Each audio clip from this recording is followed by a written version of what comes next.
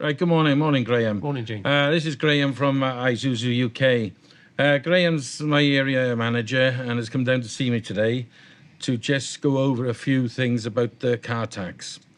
Graham, we're getting a lot of people asking us, are they able to claim the VAT back after April the 6th? Yeah, absolutely. So the VAT is still fully reclaimable.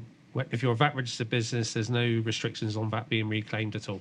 Doesn't affect the VAT. Okay, but what customers are saying to me is that basically you're saying that, but the government is saying it's a car. So therefore, because the government is saying it's a car, is it still okay for them to claim the VAT back? Yeah, that's where everybody's getting a bit confused because it is a bit misleading. So basically, from a company car tax point of view, so that's for people that own them as a company vehicle and then provide them to a member of staff as a company car. So, for example, in my circumstances, I'm provided with a Isuzu D-Max as a company car. Then that ruling is changing. So I'm going to be taxed more because I drive it as it's provided by a limited company and it's a benefit in kind to me. That's where they are treating it as a car because that's how cars are treated. Okay.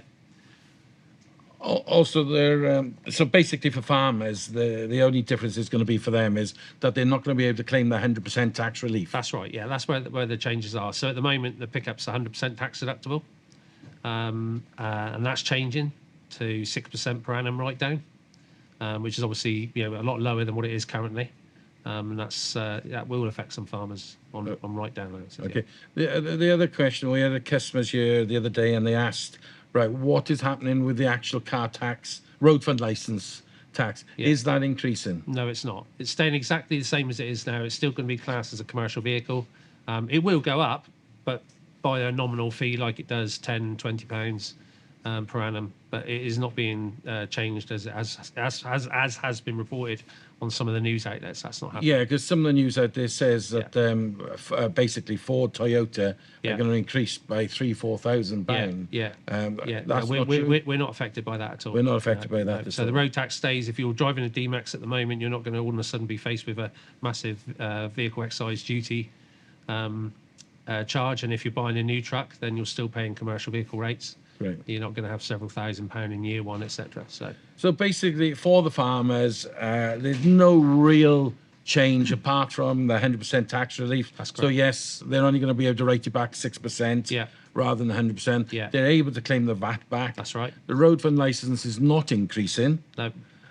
So that's really the basics. So it's if you work for a company like yourself, a limited company. That's right. That's where it is going to club. Yeah, it's purely on a company car tax basis. So for sole traders, the self-employed people buying a truck to use to tow their digger or their tractor, their machinery, their cattle around, that doesn't affect them.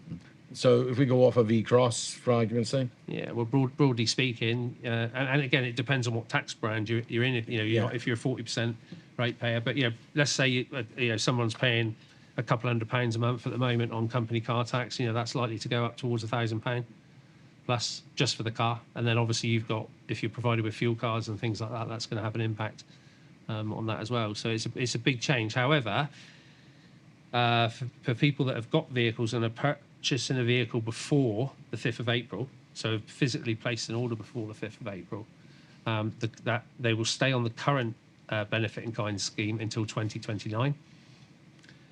So it only affects vehicles that are bought after. So what if they're pre-registered? It's the same.